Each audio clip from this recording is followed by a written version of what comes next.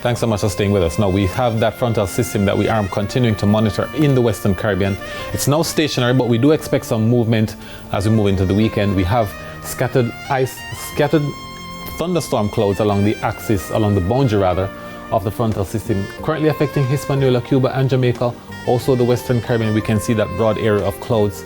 We're expecting increased cloudy conditions across the area this weekend, starting tomorrow, and we also have some isolated showers in the forecast.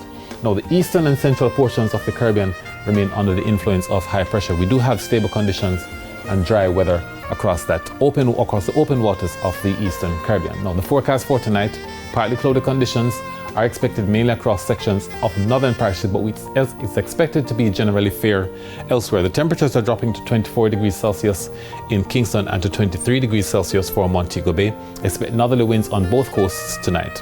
Now in the morning tomorrow, expect partly cloudy skies across most of the island.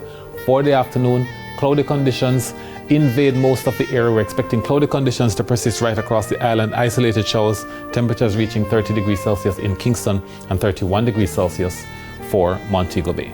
Now our breakdown has partly cloudy to mostly cloudy conditions for the southeast. We also have those isolated thunderstorms across sections of Maype and Mandeville, Santa Cruz, Black River, Savannah, Namar and Negril, as well as Lucy, Montego Bay and Falmouth. And that's it for the weather report and forecast for this evening. But we thank you so much for watching.